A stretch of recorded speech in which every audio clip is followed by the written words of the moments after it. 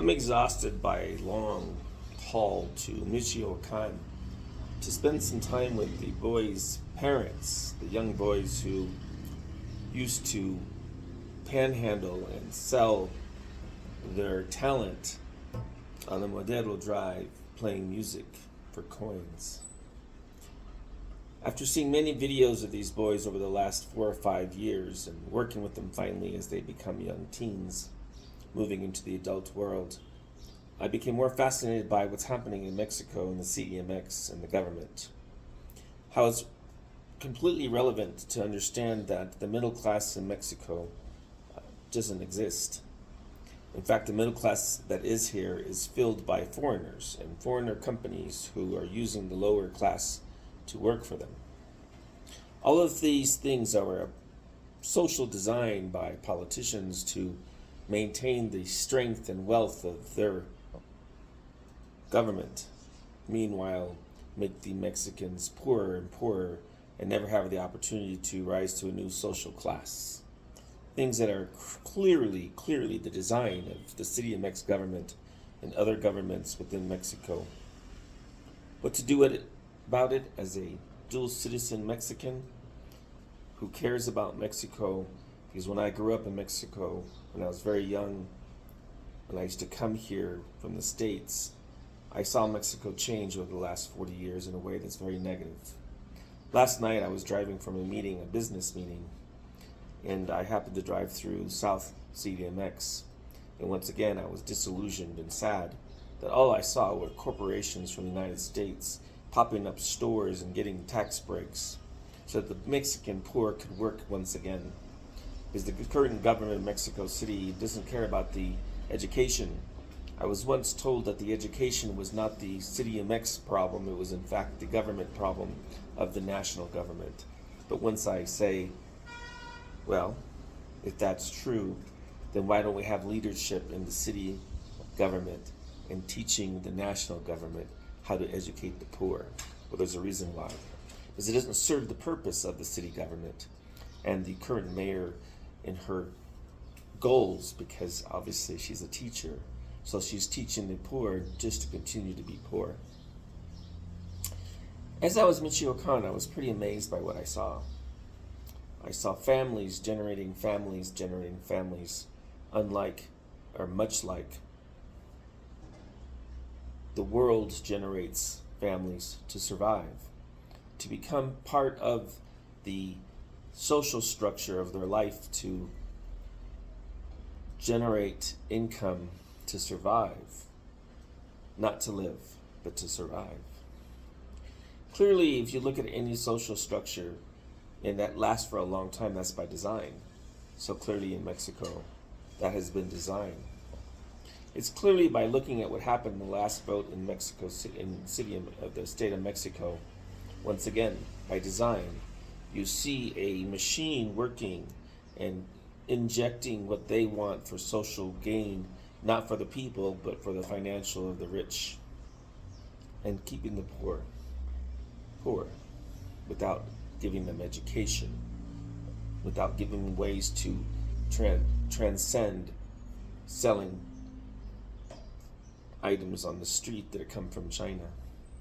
As I traveled to Michi K, I was also amazed.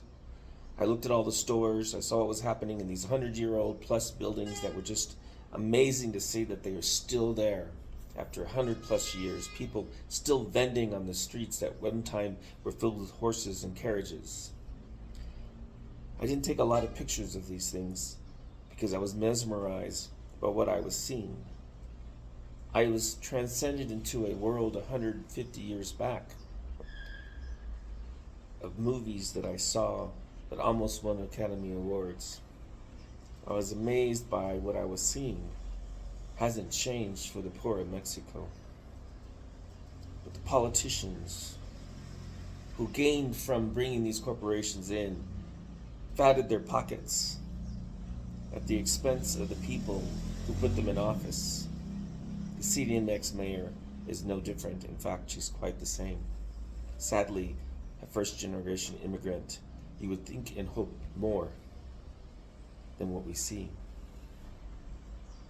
What I also noticed is the same individual who wants to become president never speaks very much. She has others speak for her, which is an example of being a puppet and not leading the Mexican poor or the Mexican people into anything other but what it is today.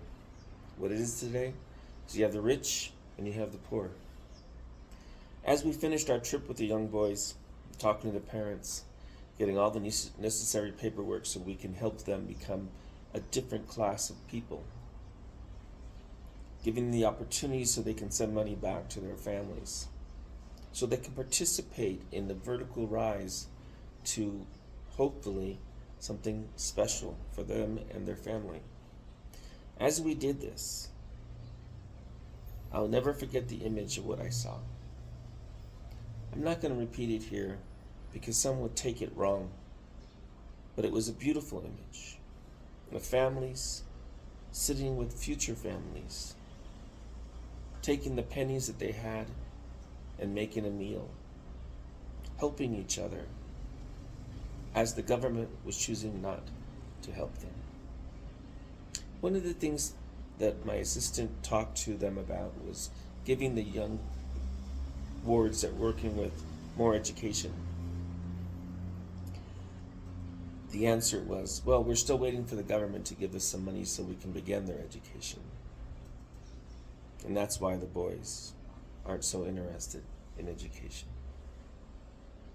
Now, I do know that education isn't the gateway to everything. You have to work hard, you have to have opportunity, and you, more importantly, have to have a government who's willing to help you.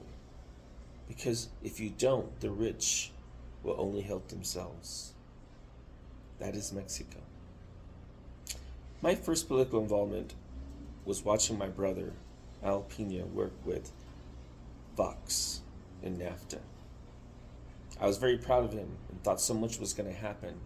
At the end of that experience working with Fox and John McCain, I realized Mexicans on both sides of the Rio would stay poor.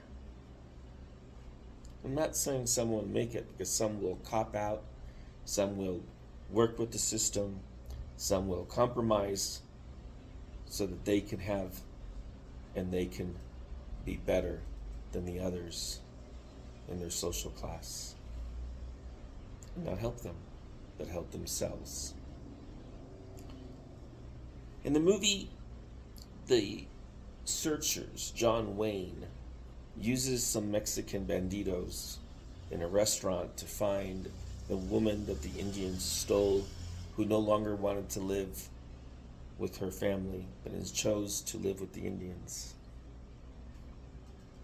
What's funny and sad is in that movie, the Mexicans were the bandidos who were paid to give information.